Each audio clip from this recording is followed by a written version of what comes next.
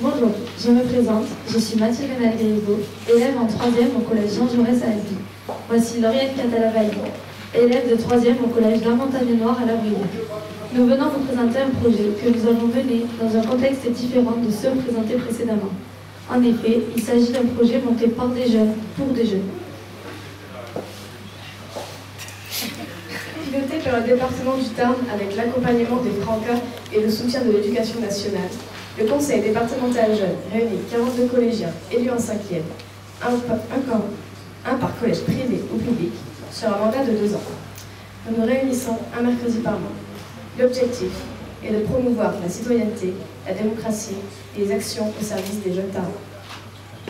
Lors de notre arrivée au CDJ, nous avons défini plusieurs thématiques et avons choisi dans quelle commission nous voulions travailler. Chacune d'elles était animée par 2 agents volontaires du département. À chaque renouvellement, les thématiques changent. Voici celle de notre mandat. Respect et lutte contre le harcèlement, sport, solidarité, lutte contre la pauvreté, handicap de changer ton regard et communication. Notre commission est composée de 8 jeunes. Hugo, Laurie, Lucas, Laurie, Julie, Mathilde, Lauriane et Adélie. Venant des 4 coins du département, Gaillac, Carmaux, Albi, la région Castres, fiefs de grands noms tels que Toulouse-Lautrec, Jean-Louis Etienne ou encore Jean Jouès. Nous avons choisi de faire porter notre projet sur le respect et la lutte contre le harcèlement, car cela entraîne en nous un sentiment de révolte. Nos prédécesseurs ont construit un clip nommé « T'es pas le roi, fais pas ta loi », dénonçant cette situation, dans le but de travailler dans la lignée du mandat précédent, et parce que tous au collège avons été confrontés au harcèlement, certaines victimes, auteurs et autres témoins, nous avons voulu continuer de réagir. Pour mieux comprendre ce phénomène, nous avons rencontré Véronique Bosque, psychologue du réseau ADO 81. Nous avons découvert le mécanisme du triangle de la peur. Nous voulons viser les 3 acteurs du harcèlement, et notamment le harceleur.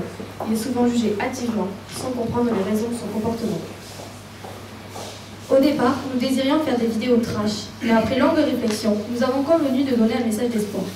Nous avons choisi de faire un Serious Games, jeu interactif pédagogique sur Internet, car cela vise un plus grand public. Et c'était notre but, faire connaître au mieux notre jeu, afin de faire réagir au mieux les joueurs. Le principe du jeu est de se mettre à la place des 3 acteurs du harcèlement, le harceleur, la victime et le témoin, et de tester ses réactions face à une situation fictive.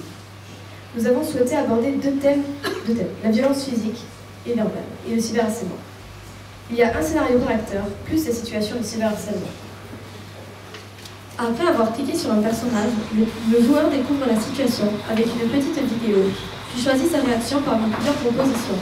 Il prend connaissance des conséquences de son choix, puis peut formuler une nouvelle réponse.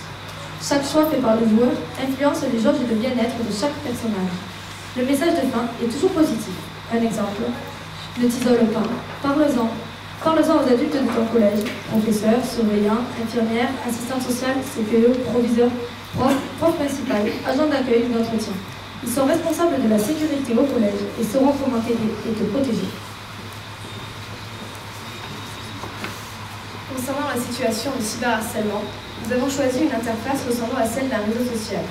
Le joueur a donc le choix de partager, aimer ou signaler une publication humiliante. Il peut aussi prendre contact avec des adultes via la messagerie.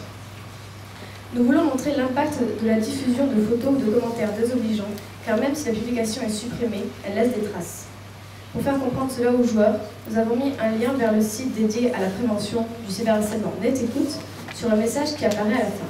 Par exemple, tu as choisi de signaler. Grâce à toi, la publication a été supprimée. Malgré ça, de nombreuses personnes ont vu et partagé la photo, donc les ennuis peuvent continuer pour Léa jusqu'à ce que les gens oublient. Nous avons nous-mêmes construit nos scénarios, qui ont ensuite été validés par la psychologue. La situation de départ représentait celle où le harcèlement est le plus souvent fréquent. Les possibilités de réaction s'inspiraient aussi de notre quotidien. Le plus dur a été de se mettre à la place du harceleur. Heureusement, nos animateurs ont encadré nos travaux et nous ont aiguillés sur la mise en forme. Au total, les joueurs ont plus de 40 choix possibles. Pour la conception du jeu, nous avons reçu l'aide d'un étudiant en IUT, métier du multimédia, pour son stage de fin d'études, accompagné d'un agent du département pour le développement web, ainsi que d'un graphiste pour les illustrations, selon un cahier des charges rempli par les jeunes de la commission. En plus du jeu, il y a un espace ressources sur lequel nous avons choisi de mettre des vidéos, témoignages et autres serious games sélectionnés par nos soins et en lien avec la thématique du harcèlement. Nous souhaitons continuer à alimenter cette page avec de nouvelles ressources pour que le joueur puisse avoir une plus ample vue sur le harcèlement. En plus du jeu, il y a également une page sur la genèse du projet et un dossier pédagogique pour les enseignants qui permet d'expliquer le fonctionnement du jeu. Nous proposons un exemple d'une séance d'1 heure autour du harcèlement game. En complément, tout utilisateur trouvera un questionnaire d'évaluation et un formulaire de contact. Le département a financé notre jeu sur le budget du conseil départemental jeune. Les prestations du graphiste, du stagiaire ainsi que de la psychologue ont coûté la somme de 4 000 €, auxquels il faut ajouter les frais de fonctionnement, déplacements, repas, rassemblements mensuels, week-end d'intégration, ainsi que le salaire des agents du département. Pour faire vivre notre harcèlement game, il faut le diffuser. Il est accessible sur tous les supports, smartphone, PC, tablette. Il est aujourd'hui en lien sur l'ENT, publié sur la page Facebook du département, sur le site de la direction académique des services départementaux de l'éducation nationale du Tarn, ainsi que sur celui du rectorat de l'Académie de Toulouse. Nous sommes intervenus dans le Tarn et hors du département avec des articles dans la presse locale et nationale spécialisée, des conférences de presse, lors d'une réunion de chefs d'établissement du département en présence de Madame la DAZEN Mireille Vincent et de Monsieur le Président du département Thierry Carsenac, lors de la journée nationale de lutte contre le harcèlement à Carbone à la demande de Madame la rectrice académique Hélène Bernard, lors de la journée organisée par la commission sport du CDJ et enfin lors d'une conférence organisée par une association locale. Dans tous les cas, il est trop tôt pour bénéficier de retours ou d'évaluations sur l'impact de nos présentations. Nous souhaitons remercier le département du Tarn, en particulier Madame la vice-présidente déléguée à la jeunesse et au sport, Isabelle Espinoza, et les services de l'éducation nationale, pour tout ce qui a été mis à disposition pour la conception et la publication de notre jeu. Nous remercions également toutes les personnes qui ont contribué à la réussite de ce projet. Nous vous invitons à aller voir et diffuser notre jeu dans vos réseaux. Merci.